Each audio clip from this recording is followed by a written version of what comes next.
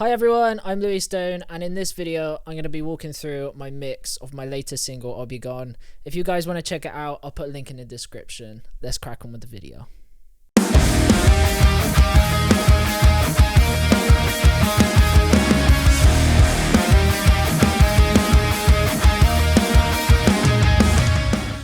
So I'm going to start off with my routing.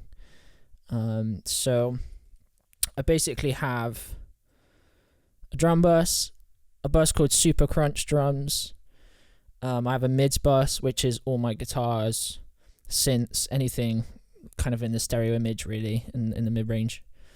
My all vocals. This is basically just used to control the overall volume, because sometimes at the end of a mix, the vocals might be too loud or too quiet, and I can just use this to control all of them. And then I have a mix bus, which everything goes to that, and then a mix bus parallel compression, which I didn't even use on this. But yeah, so on my mix bus, it literally consists of a bit of EQ and a bit of compression, nothing too crazy. So it starts off with this sort of smiley face EQ, some top end, some bottom end, and I'm cutting a bit of low end. You can't really even hear that. Just kind of taming it a little bit. So next up is some compression, and this is literally just taming some of the louder dynamics. Not much compression, literally just a tad less. Yeah,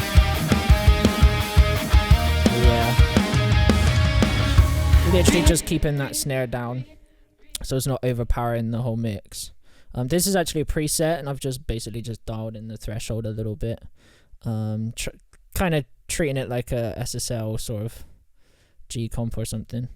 And then next up, this is new. This is not something I do all the time. I look back at these things and go, what was I even doing? But it's usually just spur of the moment sort of thing, so it's kind of interesting for me as well. Okay, cool.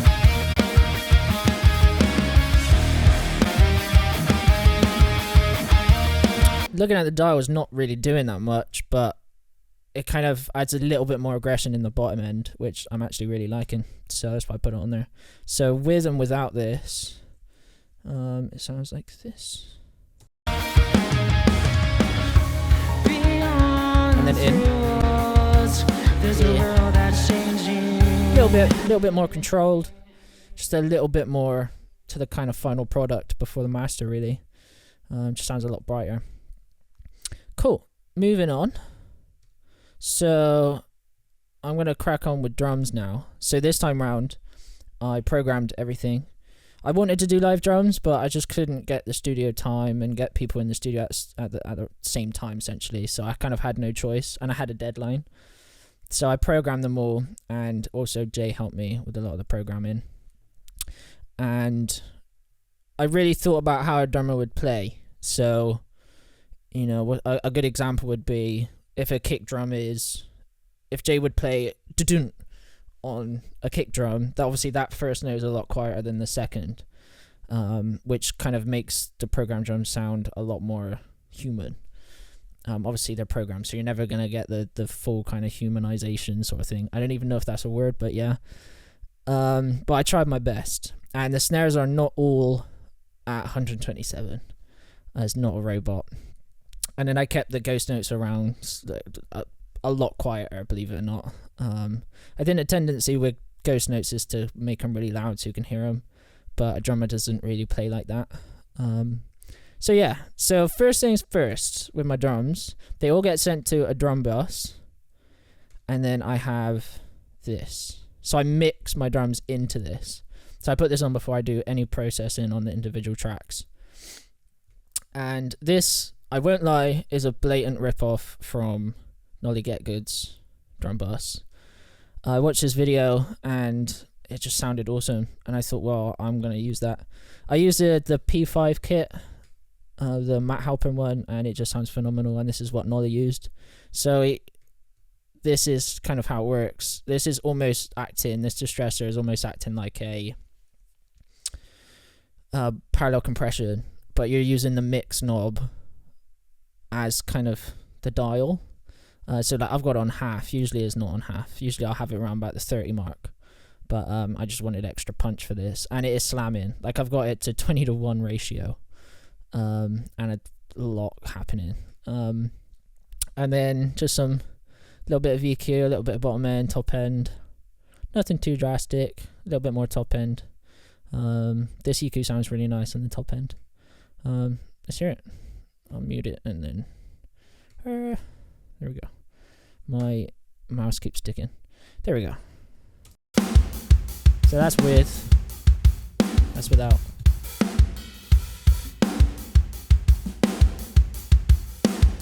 It's just a lot more aggressive. You can really hear it in the kick and the snare. And then there is a second bus, but I'll come to that at the end. So let's crack on with the kick. So the kick is sample replaced. So here's the GGD kick. And then here's a sample, which is like super, almost the complete opposite, really slappy. You can tell it's a clear head, whereas this is a coated. And I am doing a little bit of processing on each. So on the kicks, just doing a bit of virtual drive on there.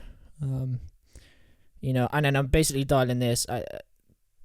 Basically, as it's turning red, you'll get kind of a nice saturation in the kind of mid range. What else? Yeah, a bit of just taking out some of the horrible stuff. Bit of boosting without in. Not massive. I'm literally just taking this. All that. You don't want that. I could have went a little bit more crazy, but blended with the other kick. It's most probably why I didn't go too nuts. Taking out some of the sub, like without the bit more sub in there. And I didn't go crazy with the top end on the kick. At the end of the day, it's not a death metal track, so I didn't want it to be super clicky. I wanted it really weighty, like on a lot of those old sort of rock records from the 80s and stuff. And then next up, okay, this is looking back, I don't know what I was doing. Let's see. Okay, I know what I've done now. So a little bit of compression. So this is basically just adding a lot more punch to it. And then this is a bit of saturation, which I'm not even boosting. Saturation always sounds so sick on a kick drum.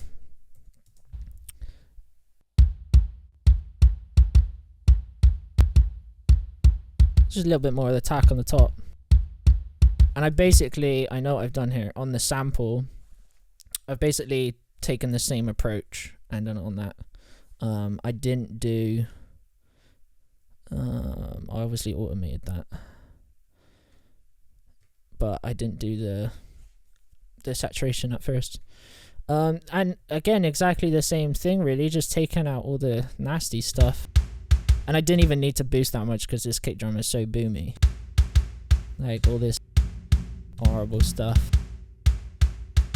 And a bit of top end. This kick is really bright and really subby, so like I didn't really take that much to get it sounding really nice. And then I'm guessing I might have even... Yeah, it's just a bit of compression.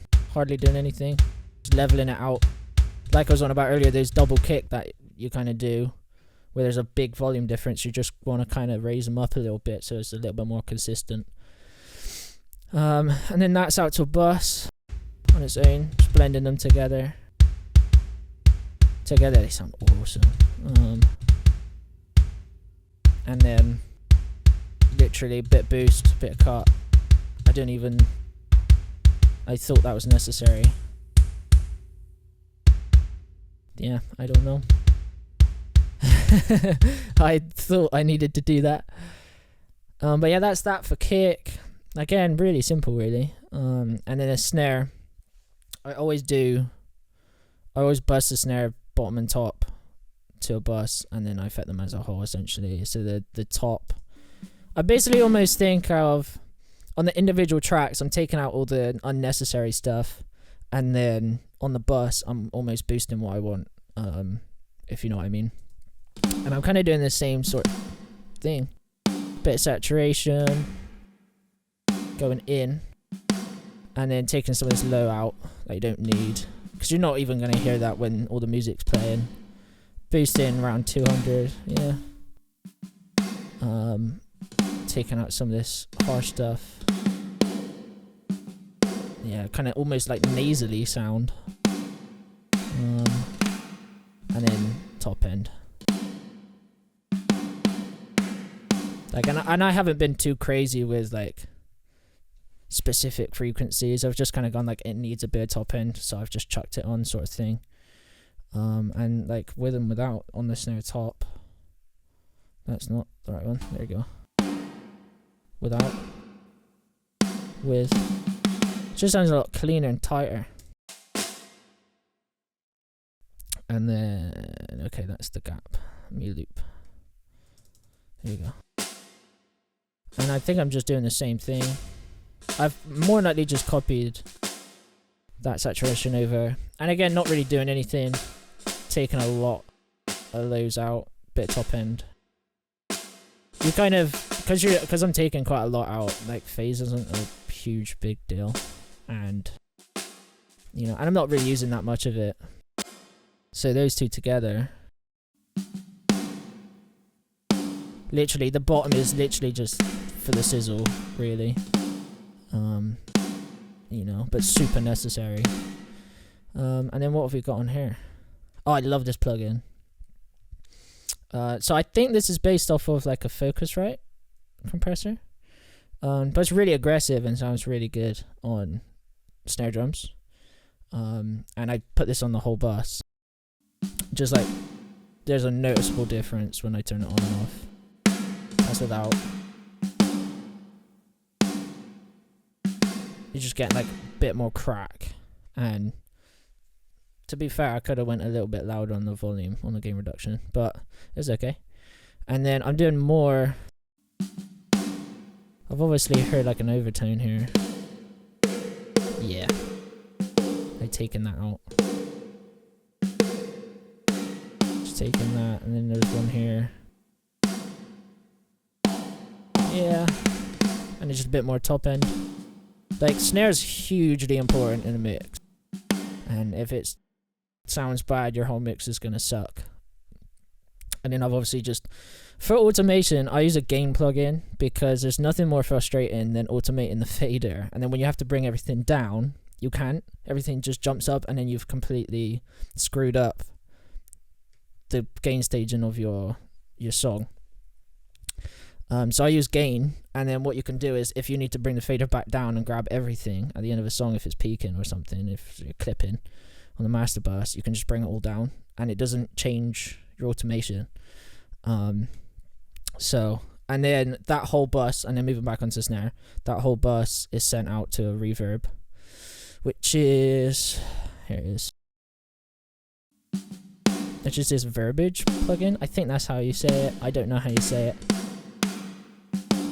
And I got it on the longest setting. It's very bright on its own. It sounds quite thin, I guess you could say. But I kind of just wanted it. I kind of just wanted it to feel like that gap before the next hit, essentially. And I take quite a lot of bottom end out of it because you just don't need it. And I've even kind of cut a little bit of the top end on it, just taming it a little bit. But yeah, that's it for snare, really. What else have we got? Oh yeah, and then on the snare there's actually another sample, which on the Matt Halpin pack you have a low snare and a really high snare and then a mid snare. So on this song I used the bottom snare and then I got the mid one and layered that in just for some extra kind of crack that I wanted. Yeah, like that's way higher, way higher. And it's kind of, I follow the same sort of process. Like I always kind of start with an EQ, then a bit of compression, then any of the other fancy stuff that I want.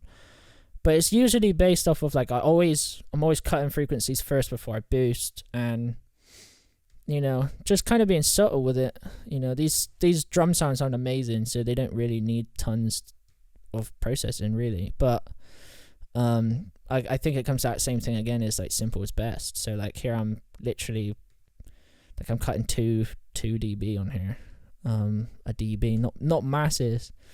But yeah, see what I was doing. Again, sorting that mid-range out, that's the problem. And then a bit of bottom end. I didn't really need to go crazy with the bottom because I got the other snare filling that gap. Top end, same sort of thing. What have we got here? Yeah, my favorite snare. That was pretty silly, wasn't it? Snare. It's got my favorite snare. Compressor. Extra oomph. And yeah. And then that together and just blending that in. Out. Yeah, it just makes that drum sound, man. And then toms, I did something really different this time round on toms. And basically I affected them all together instead of going in individually and cutting all the horrible frequencies I wanted out. I find when doing that, going through each individual one, they almost become like too separated from the kit. And I saw a video of someone on Nail the Mix, and he was like, I affect them all at once and it sounds awesome. And I was like, I'm going to try that. And I did it, and it was a game changer. I've never really looked back. But it's important to notice like panning. So I'm not going too crazy. The rack's at 15, floor tom's just like to your right, and then there's a second floor tom which I've gone a little bit wider with. And I think you can go quite wide with toms because you get that like way bigger stereo image, which is quite cool. You know, don't be afraid to kind of push that, I don't think. Let's see what we've got toms. I've got to find a section that has toms. Let's go through it. Okay, there's some toms here.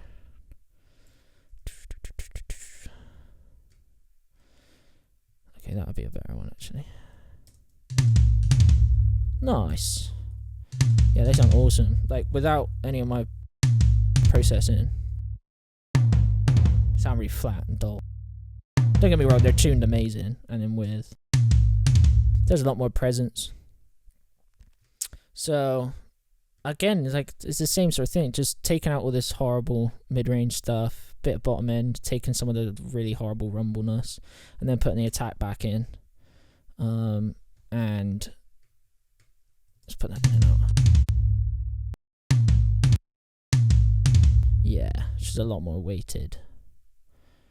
And I think I'm doing a similar thing. Yeah, I'm cutting. Yeah, this is doing a like again, a lot more top end, cutting loads of mids, 6 dB of mids on this, and a little bit of bottom end. This is doing a majority of the work. And again, I'm not really picky with like certain frequencies or anything. I'm kind of like, if it needs more top end, I've just chucked it in, if you know what I mean. And then what am I doing here? That's weird. I've gone and boosted at the start and then cut at the bottom. Weird. Not really cutting that much, so I guess maybe I done that when I was mixing in the car or something. I don't know. And this time on this mix, I didn't send it to a reverb. I didn't think it needed it. There's enough kind of ambience coming off the snare, and I wanted that punch from the toms. The hi-hat, I literally just do a low cut. Nothing too fancy. And I'm not the biggest fan of really loud hi-hat, so it's kind of just buried in there. I level it with the overheads. Same with the ride, it's just a low cut. As long as you're panning them, they'll fit really nicely.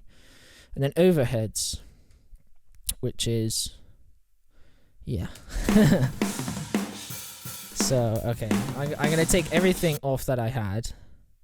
Let me make this loop a little bit bigger.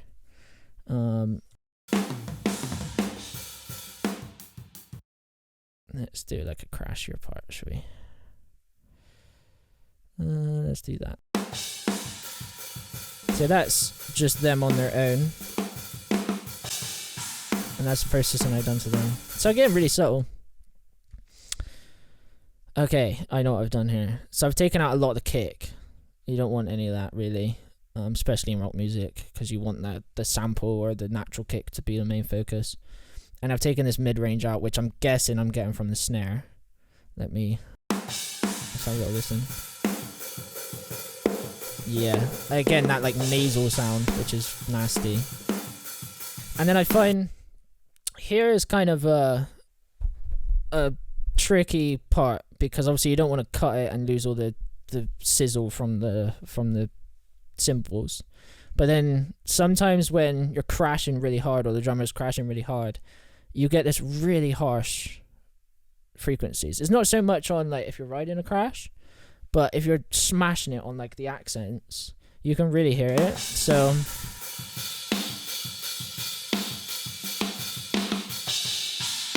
especially on that like China, and that can be really fatiguing, like if you're hearing it all the time.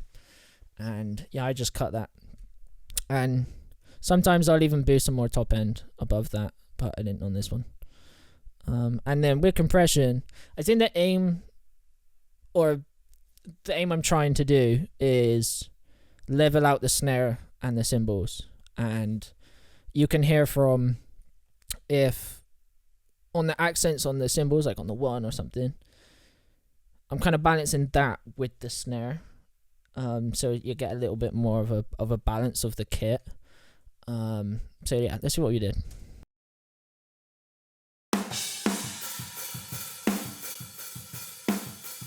Yeah, because on that you can kind of hear the snare is louder.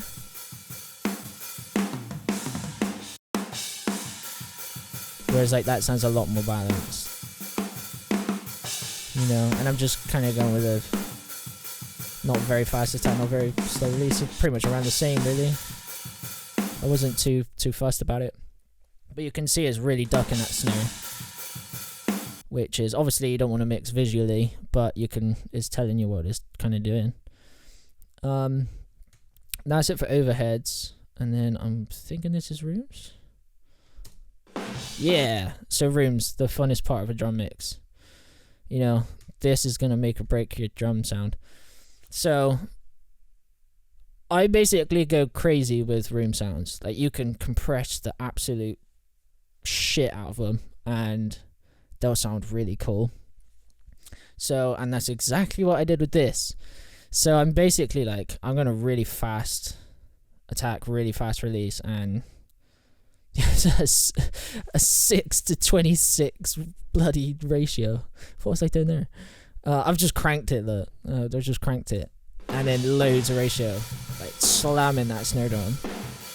But you can really hear that edge. My phone is going off. Someone is calling. But yeah, that's where you're kind of getting all that punch from.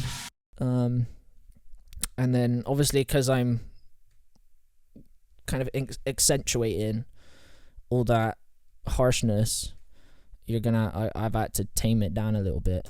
So taking out some of that bottom end, and then just some of the top end, really, that mid-range. Like, this is, that nasal sound is been a huge issue with this, because I've cut it in pretty much everything I've done. So, but yeah, and that's pretty much about it. And then when I come to level the drums, I usually start with overheads. I used to start with the snare and the kick, and then it just kind of goes a bit crazy, because the snare and the kick ends up being really loud. And then someone kind of recommended to me, my lecturer at uni recommended to start with the overheads and then layer everything in. And since I've done that, my drums have got so much better. That's my dad. And then obviously that goes out to the drum bus, but there's one more step in my drum mix, which is something I call super crunch, which is, I seen Rabia Masad do this, or something along the lines of this. And again, it's basically running in parallel compression, bit of saturation, and slamming it essentially, and layering that in, and it just takes your drums to a whole nother level. So let's see what we're doing. So if I take it out,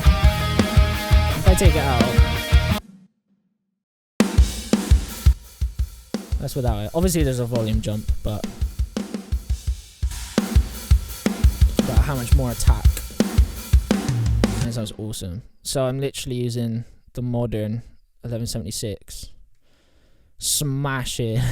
Fastest attack, really. Well, not fast or slow. I never know which way around they are. I'm going to say fast release on this one. Mix at full, loads of compression happening, and then the saturation plugin, which is doing quite a lot, to be honest. It's kind of adding a lot more crack to the snare. Yeah, just helping it cut. And I'm sort of doing the same thing as what I did on Rooms, because I'm kind of accentuating all that nasty stuff. I'm basically just taming some of it that's getting too kind of in the way of everything else. I'm cutting, and nothing too crazy. Running a bit mid-range in that same spot as everywhere else, and a bit at the top end. So all that together,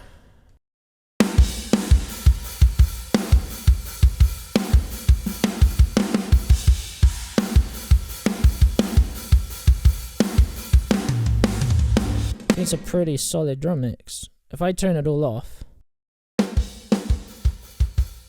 that's what I started with. Kind of, there's still a bit on there, but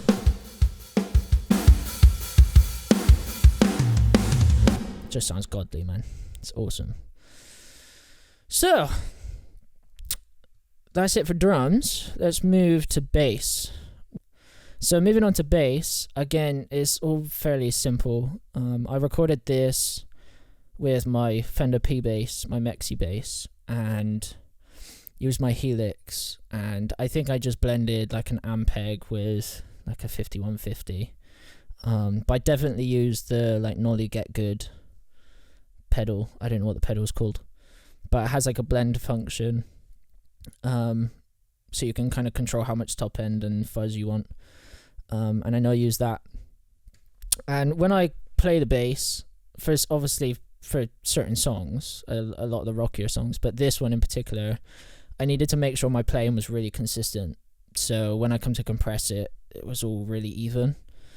So if I play it without any effects, you can kind of see what. So that's what was recorded in, which I think sounds really good. And then if I start with what I started with, yeah, so straight away compression, quite heavy attack, so you're getting the pick attack. And I went reasonably fast with the release. I think with dirtier tones, I've always gone with a faster release, and then cleaner tones, a lot slower. And then quite a bit of compression. I think that sounds awesome. And then here's where the drastic change is. Like this is super important. So if I put it in and take it out, and then I can go through it. Yeah, a lot more controlled. So instantly there's so much more bottom end. But I started with taking a lot of this rumble out. Like, you don't need any of this. You don't need that. No one's gonna hear that on a pair of AirPods, are they? So I've taken that out. A lot of bottom end. Well, it's 6 dB of bottom end. And then this is the important section. All this middle. Like, that's without. That's with. And that's almost taken that bass sound to like a whole new level. That makes it almost sound like a jazz bass or a dingwall in a way, because there's obviously super scooped. But that's going to help blend with the guitars mainly. And then on this song I've actually taken a lot of top end off.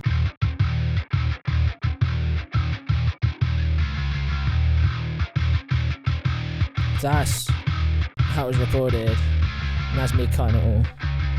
And I think that's just to kind of tame some of that really harsh distortion happening. And when I put that in with the guitar, you know, it should blend really well. And so yeah, that's kind of all I've done. Again, pretty small movements. Obviously some of this super harsh stuff, like if I boost that, like that's pretty nasty. But around this like 1 to 2K mark, just sounds really gnarly, and I'm always guilty of adding a bit of that in there. And then what am I doing here? Okay, cool. Yeah, this is really important. So I found when I mixed it, there's kind of the root note had like a really kind of harsh harmonic going on. So like now it gets really fatiguing after a while. So I basically just found that really tight hue and then cut it and put a dynamic cut on it, and that's literally it for my bass. And then I essentially solo the kick with it. When I come to level, I always solo it with the kick, and then just make sure the balance is right, really. In this song, the bass is a lot louder, and I kind of deliberately done that, like, because the bass drives the song. And I'm basically just trying to get the kick to make the emphasis on the pick attack a lot more dramatic, I suppose. You know, obviously the kick is taking up a lot of the weight, but compared to like a lot of other metal tracks, like this kick is actually quite quiet. You know, so but yeah, that's bass and drums.